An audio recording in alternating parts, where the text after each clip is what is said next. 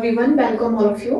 तो अभी हमने जो अपने केवीएस का अपकमिंग एग्जाम जो है उसके रिगार्डिंग एक सीरीज एग्जाम सीरीज चलाई हुई है। तो आज हम जो कंटिन्यू कर रहे हैं, हम एक सेक्शन स्टार्ट कर रहे हैं जो आपने सिलेबस देखा होगा, जो डेटाबेस मैनेजमेंट सिस्टम का है। यहाँ से स्टार्ट कर रहे हैं, ठीक है। तो अगर हम इसके सिलेबस की बात करें तो बेसिकली इसको ना 2 पार्ट्स में डिवाइड किया हुआ है। मैंने इसका सिलेबस का लिया हुआ है, तो इसको 2 सेक्शन में डिवाइड किया हुआ है आपके सिलेबस को। तो एक तो आएगा डेटाबेस मैनेजमेंट का पार्ट, और सेकंड पार्ट का जो है वो एसक्यूएल है इसका। तो जो डेटाबेस मैनेजमेंट वाला पार्ट है, जिसमें आपका introduction of DBMS, overview of DBMS, concept of keys और ये सारी चीज़ें जो हैं, ये मैंने डिटेल क्लासेस ऑलरेडी ली हुई हैं। तो आपको इनका जो लिंक है वो डिस्क्रिप्शन में मैं शेयर कर दूंगी, और ऊपर आई बटन के साथ में भी ये कनेक्टेड होंगे। तो आप ये वाला जो पोर्शन है मैं अभी नहीं कराऊंगी। ये वाला जो पोर्शन है हमारा टिल कीज तक, प्राइमरी की, फॉरेन की, उनके ऑपरेशंस, ये सारा आप ऑलरेडी डेटाबेस मैनेजमेंट की प्लेलिस्ट से कर लीजिएगा, ठीक है। अभी हम बात करते हैं एसक्यूएल से। अभी जो इसका सेकंड पार्ट है ना एसक्यूएल, मैं इसके यहाँ से आपके लिए स्टार्ट कर रही हूँ। तो बेसिकली एसक्यूएल क्या है, यहाँ से मैं स्टार्ट करती हूँ। इसके अंदर क्या जो है आपके सिलेबस में कुछ स्पेसिफिक टॉपिक्स हैं जिनको हमें टच करना पड़ेगा। तो एसक्यूएल के बारे में सारी डिटेल है, प्लस इसमें थोड़ा सा जो कॉन्सेप्ट है आपका वो है पाइथन के साथ में भी, कि पाइथन के साथ में एसक्यूएल किस तरीके से वर्कआउट होगा, ठीक है। तो वो तो सेकंड पार्ट है। अभी मैं आपको थोड़ा सा बेसिक बताती हूँ कि एसक्यूएल एक्चुअली होता क्या है। तो अगर मैं एसक्यूएल की बात करूँ तो इसका फुल फॉर्म होता है स्ट्रक्चर्ड क्वेरी लैंग्वेज, है ना। तो बेसिकली क्या है, ये एक डेटाबेस मैनेजमेंट सॉफ्टवेयर है। जो हमने पढ़ेंगे ना डेटाबेस मैनेजमेंट, तो डेटाबेस जो होता है एक्चुअली हर एक ऑर्गेनाइजेशन का अपना एक डेटाबेस होता है। चाहे किसी भी ऑर्गेनाइजेशन की बात करो, चाहे आप प्राइवेट सेक्टर की बात करो, आपके स्कूल का, कॉलेज का, कहीं का भी, हर जगह उसका डेटाबेस मैनेज किया जाता है। तो डेटाबेस को जब हमने डेटाबेस क्रिएट कर लिया तो उस डेटाबेस को हमें टाइम टू टाइम मैनेज करना पड़ता है। तो मैनेज करने के लिए कुछ सॉफ्टवेयर्स यूज होते हैं, उनको बोलते हैं हम डेटाबेस मैनेजमेंट सिस्टम सॉफ्टवेयर्स, जिसमें है एक है एसक्यूएल। कई जगह इसको आपको सीक्वल भी बोलते हैं, सीक्वल भी एसक्यूएल को ही बोलते हैं। तो एसक्यूएल हो गया, हमारा माई एसक्यूएल हो गया, ये सारे सॉफ्टवेयर्स हैं। ओरेकल यूज करते हैं हम, ठीक है। उसके बाद पोस्टग्रेस, एसक्यूएल, ये सारी चीजें जो है ये सारे डेटाबेस के नेम हैं। तो हमें क्या करना है, हमें पढ़ना है एसक्यूएल। तो बेसिकली एसक्यूएल क्या होता है, स्ट्रक्चर्ड क्वेरी लैंग्वेज है, जैसे मैंने आपको बताया। इसका मेन सबसे पर्पस ये है कि डेटाबेस में, डेटाबेस जो है ऑलरेडी, उसके साथ में इंटरेक्ट कैसे करना है। जो कि डेटाबेस बना हुआ है, सपोज दैट मेरे पास एक डेटाबेस है किसी भी कॉलेज का या किसी भी यूनिवर्सिटी का, मेरे पास डेटाबेस है, ठीक है, फॉर एग्जांपल। तो अब ये डेटाबेस है, सपोज दैट इसके अंदर 1000 ऑफ स्टूडेंट की इंफॉर्मेशन है, 1 से लेके 1000 तक के स्टूडेंट का, बल्कि और ज्यादा स्टूडेंट का इसमें डिटेल है। अब क्या होगा, इसको मैनेज कैसे करना है। तो किसी भी चीज को मैनेज करने के लिए कोई ना कोई सॉफ्टवेयर यूज होता है।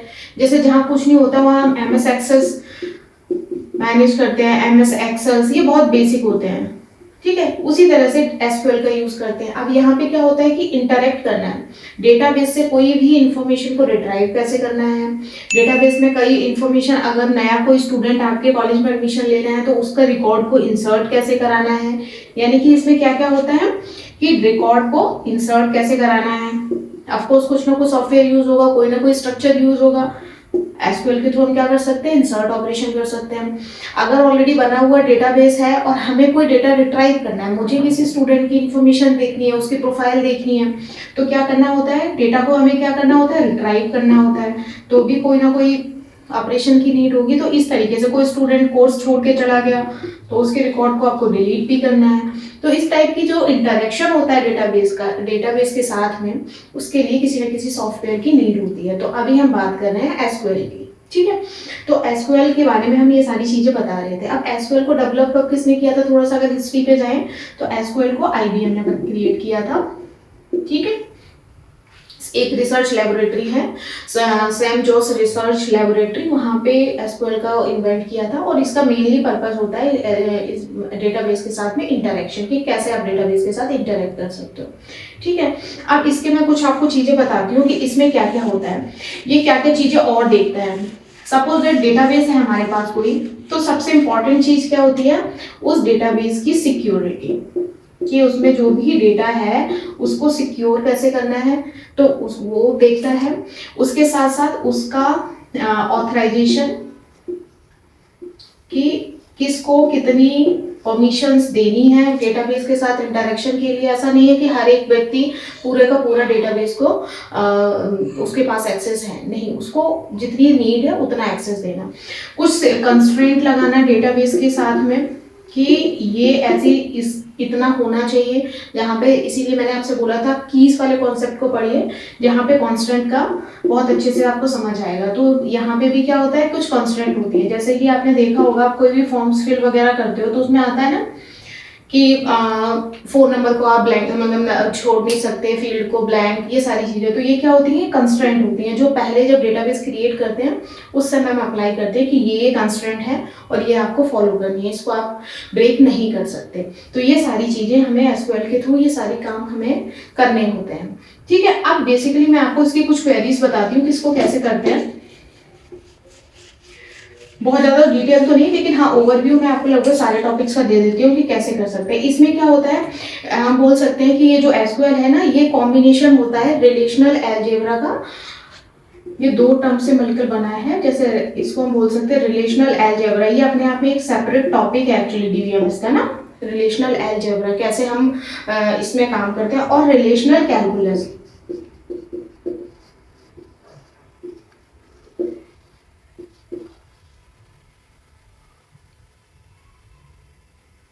ठीक है, तो इसके इन दोनों का कॉम्बिनेशन होता है ये एसक्यूएल। तो ठीक है, और ये किसके ऊपर सबसे ज्यादा एप्लीकेबल होता है, आरडीबीएमएस के ऊपर। ये पॉइंट्स आप नोट चाहो तो कर सकते हो, क्योंकि जहाँ पे रिलेशनल की बात होती है, जहाँ पे हम टेबल की बात करते हैं, वहाँ पे एसक्यूएल अप्लाई होता है। क्योंकि इसके लिए हमें जो हमारे रिकॉर्ड्स है ना, वो in the form of relational DBMS चाहिए, यानी कि रिकॉर्ड्स को नॉर्मल लैंग्वेज में बोले तो टेबल्स के फॉर्म में होने चाहिए, यानी कि रो और कॉलम के फॉर्मेट में होने चाहिए, जिनका आपने सुना होगा एंटिटी और एट्रीब्यूट के फॉर्म में।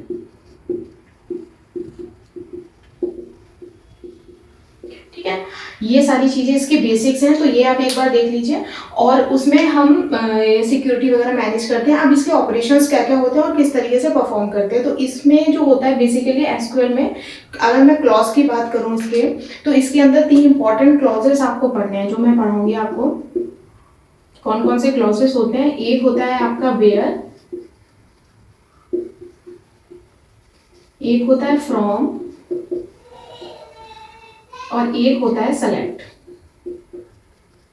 ये मैं इसलिए बता रही हूँ क्योंकि जब हम क्वेरीज लिखेंगे इसके अंदर, तो ये तीनों के तीनों यूज होते हैं। जैसे कि अगर आपको डेटाबेस से डेटा फैच करना है, आपको कोई रिकॉर्ड रिट्राइव करना है, देखना है, तो वहाँ पे हम सिलेक्ट क्लॉज का यूज करेंगे कि सिलेक्ट करना है उसमें से पर्टिकुलर रो या पर्टिकुलर कॉलम को आपको सिलेक्ट करना है। तो सिलेक्ट क्या है, अपने आप में एक क्लॉज है, तो इसको यूज करेंगे विथ सिंटेक्स। और इसकी स्टैंडर्ड सिंटेक्स होते हैं, जो एसक्यूएल ने जो सिंटेक्स दिए हैं उन्हीं को फॉलो करके हमें जो उसका सिंटेक्स फॉर्मेट है, उसी सिंटेक्स फॉर्मेट में हमें लिखना पड़ेगी क्वेरीज। फ्रॉम क्या होता है कि ये जो हम जो टेबल वगैरह क्रिएट करते हैं, कहाँ से रिकॉर्ड को फैच करना है, ये उसके लिए हेल्पफुल होता है। फ्रॉम क्लॉज का यूज इसलिए करते हैं कि डेटा को अगर आपको फैच करना है तो कहाँ से फैच करना है, वो इंफॉर्मेशन देनी होती है।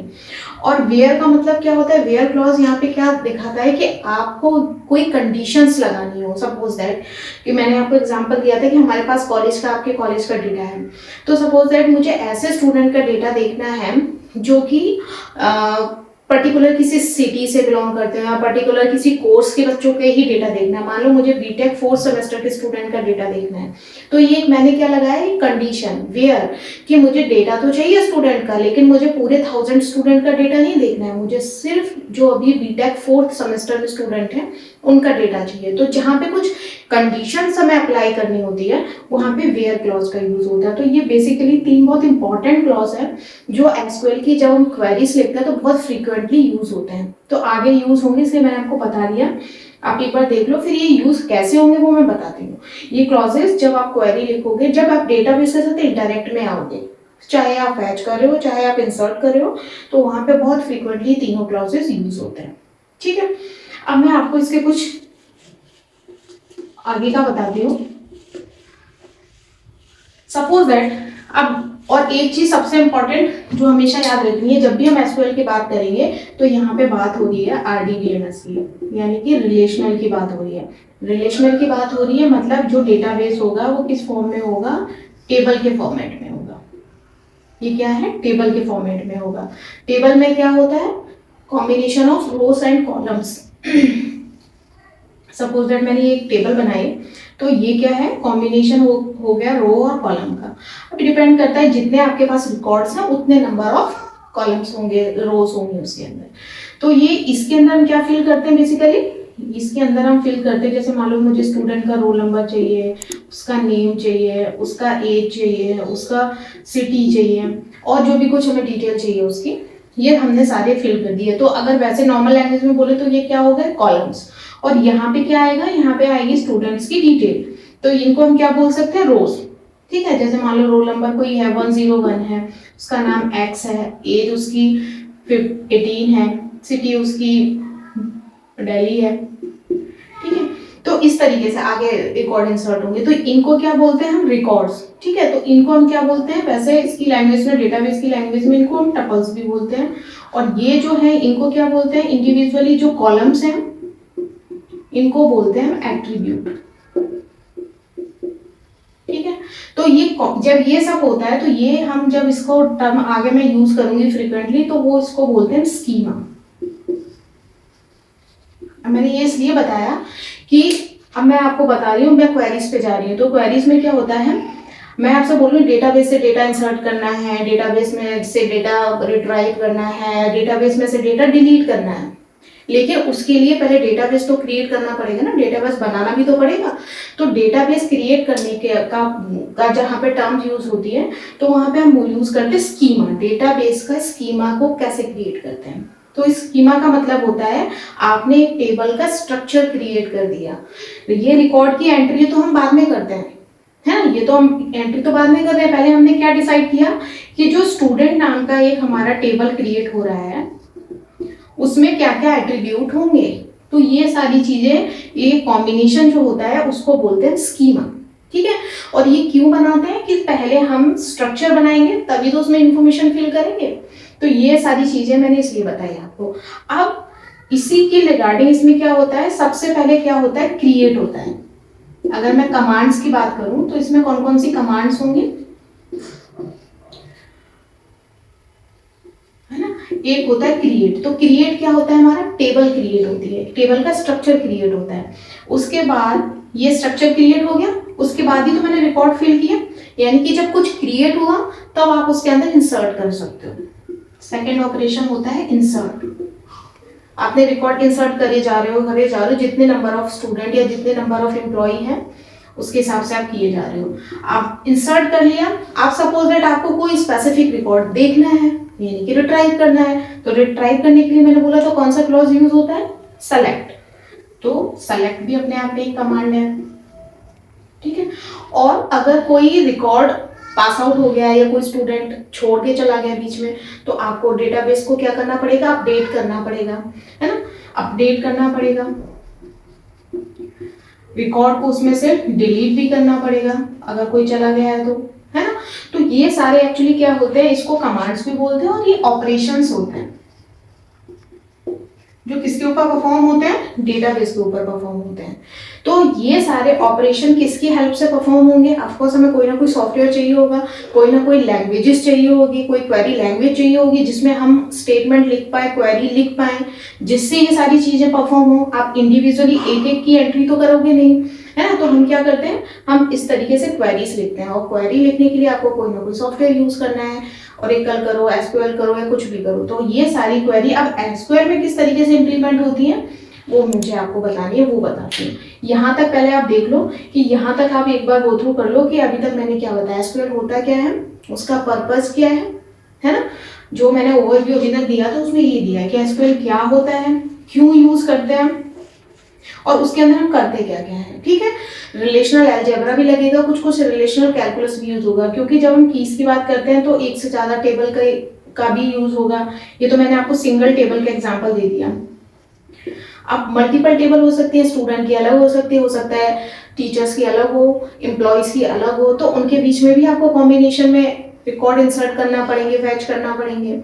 तो ये सारी चीज़ें हम एसक्यूएल में कैसे करेंगे, तो क्या होता है एसक्यूएल, क्यों यूज़ करते हैं, पर्पस क्या है, और किस तरीके से डेटाबेस में एसक्यूएल का इम्प्लीमेंट करते हैं, डेटाबेस को बनाने के बाद कैसे यूज़ होगा। ठीक है, तो अब एक काम करते हैं, ये आप एक बार गो थ्रू कर लो, फिर मैं आपको इसकी कमांड की डिटेल्स बताती हूँ कि कमांड को किस तरीके से हम यूज करते हैं with the help of SQL server. ठीक है, और इसी को सीक्वल भी बोलते हैं, तो कंफ्यूज नहीं होना, एसक्यूएल सर्वर और सीक्वल सेम चीज होती है, इसका बस एक दूसरा नेम है जिसको हम सीक्वल बोलते हैं। ठीक है, so thank you so much for watching us.